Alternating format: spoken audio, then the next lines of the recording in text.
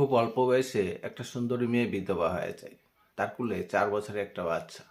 স্বামী মারা যাওয়ার পর মেয়েটা শ্বশুরবাড়িতেই থাকে। তো মেয়েটা যখনই খেতে খামারে যায় তখন তার সঙ্গে অনেক ছেলেরা আছেন যারা কথা বলতে চায়, আর মাঝে মধ্যে সেও কথাবার্তা বলে। কিন্তু দিনের পর দিন এই ব্যাপারটা গ্রামবাসীদের নজরে আসে। সবাই তার শ্বশুর শাশুড়িকে গিয়ে বলতে থাকলো যে তোমাদের বৌমা পাড়ার ছেলেদের সঙ্গে খুব কথাবার্তা বলে, খুব আড্ডা দেয়। একদিন তার শাশুড়ি তাকে ডাকলো, ডাকার পর তাকে বলল যে দেখো, তোমার বয়সটা কম আমরা বুঝতে পারি, কিন্তু এইভাবে রাস্তাঘাটে ছেলেদের সঙ্গে কথাবার্তা বলা এটা আমাদের পরিবারের জন্য ভালো না। মানুষ আমাদের পরিবারকে ভালো নজরে দেখে না। তোমার যদি বিয়ে করার ইচ্ছে হয় তুমি বিয়ে করে নিতে পারো, তাতে আমাদের কোনো সমস্যা নেই, কারণ তোমার বয়সটা খুব কম। আর তুমি যদি চাও তোমার স্বামীর যে সম্পত্তি আছে সেই সম্পত্তির ভাগ নিতে, সেগুলো আমরা তোমাকে দিয়ে দেব। মেয়েটা তারপর তার স্বামীর যে সম্পত্তি ছিল সেই সম্পত্তির ভাগ নিয়ে নিল। নেওয়ার পর সে একটা ন্যাশনাল হাইওয়ে রুটের পাশে একটা জায়গা নিল। সেখানে কৃষিকাজ করার মতো কিছুটা জমি নিল এবং সেখানে একটা ঘর তৈরি করলো। মেয়েটা ওই জায়গাতে থাকতে লাগলো। মেয়েটার একটা বান্ধবী ছিল যার নাম ছিল পূজা। পূজা একদিন তার এখানে আসলো, আসার পর দেখলো যে তার জমি খুব কম। সে বলল যে তোর এখানে যে চাষবাস হবে তা দিয়ে তো তোর সংসারটা ঠিকভাবে চলবে না, তুই একটা কাজ কর, তোর বাড়িটা যেহেতু ন্যাশনাল হাইওয়ে রুটের পাশে, তুই এখানে একটা দোকান দেয়। তারপর মেয়েটা বললো যে আমার কাছে তো পুঁজি নেই, টাকা নেই, কিভাবে আমি দোকান দেব। তারপর পূজা কী করলো, তার স্বামীর কাছ থেকে কিছু টাকা নিল, নেওয়ার পর তাকে দিল। দেওয়ার পর সে ওই জায়গাতে একটা দোকান দেয়, ওই পান বিড়ি সিগারেট টিফিন এগুলা। ট্রাক ড্রাইভাররা আসে, সেখান থেকে কিছু জিনিস নেয়, কিছু খায়। তো একদিন সন্ধ্যার সময় একজন ট্রাক ড্রাইভার আসলো। আসার পর ওখান থেকে সিগারেট পান এগুলা নিল। নেওয়ার পর দেখলো যে পাশে আগুন জ্বলছে, শীতকাল ছিল। ও ট্রাক ড্রাইভারও ওই আগুনের পাশে গিয়ে কিছুটা হাত সেঁকছে।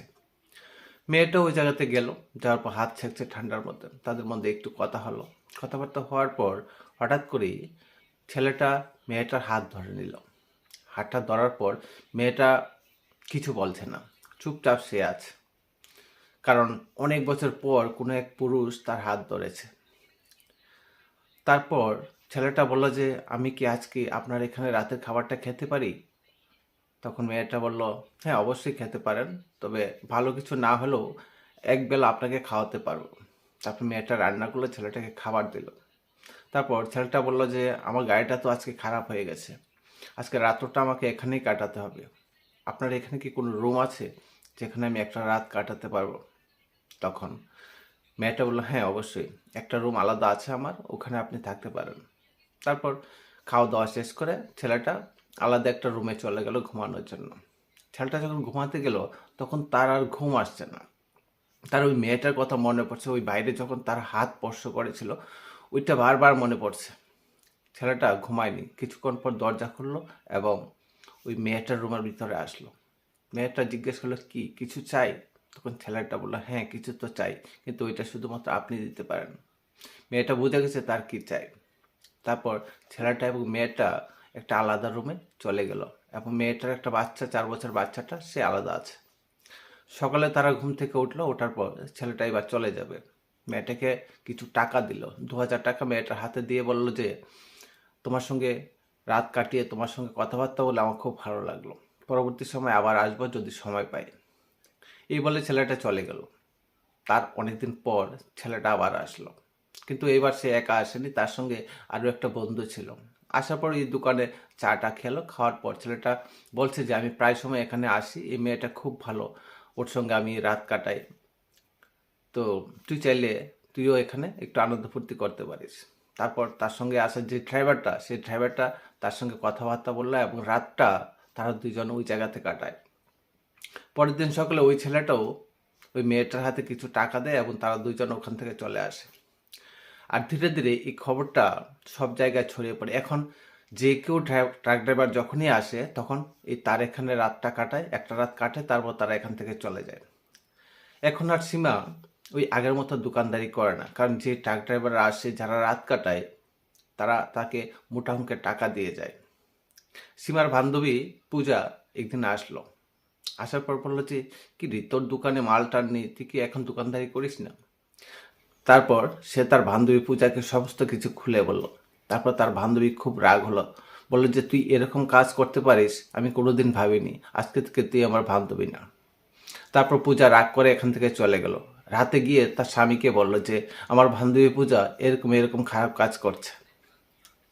তার স্বামী এটা শোনার পর পরের দিন তার স্বামী তার বাড়িতে আসে। মেয়েটার বাড়িতে আসার পর বলল যে তুমি যে খারাপ কাজ করছো এটা কিন্তু আমি জানি, এবার তোমাকে এই অধিকার আমাকে দিতে হবে। এবার পূজার হাজবেন্ডও তার সঙ্গে রাত কাটাতে থাকলো মাঝে মধ্যে। একটা সময়ের পর একদিন কি হলো, ডক্টর কাছে গেল, যাওয়ার পর ডক্টর চেক করে বলল যে আপনার HIV পজিটিভ। রিপোর্ট দেখার পর মেয়েটা একদম ভেঙে যায়। সে তার বান্ধবী পূজার কাছে গেল, গিয়ে পূজাকে সমস্ত কিছু খুলে বলল। পূজা তার স্বামীকে বলল। পূজার স্বামী যখন জানতে পারলো সে ভয় পেল। সে ভাবলো যে আমিও তো তার কাছে যাই, আমি চেক করি। সে তখন ডক্টরের কাছে গেল এবং সে যখন চেক করলো দেখলো সেও HIV পজিটিভ।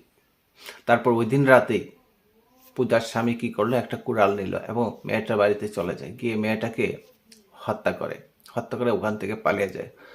তারপর যখন পুলিশ অ্যারেস্ট করলো, জিজ্ঞাসাবাদ করলো, তখন সে সমস্ত ঘটনা খুলে বলল। আর এইভাবেই একটা মেয়ে যদি খারাপ হয়ে যায় তাহলে সে নিজের জীবনটা তো নষ্ট করে, পাশাপাশি আশেপাশে অনেক মেয়ে এবং ছেলের জীবনও নষ্ট করে দেয়। এই মেয়েটার কারণে তার প্রিয় বান্ধবী পূজার জীবনটাও কিন্তু আজ নষ্ট হয়ে গেল। যে পূজা তাকে পুঁজি দিয়েছিল ব্যবসা করার জন্য, কিন্তু সে ব্যবসা না করে খুব সহজে রোজগারের পথ বেছে নিয়েছিল, আর যেই কারণে আজ মৃত্যুর মুখে।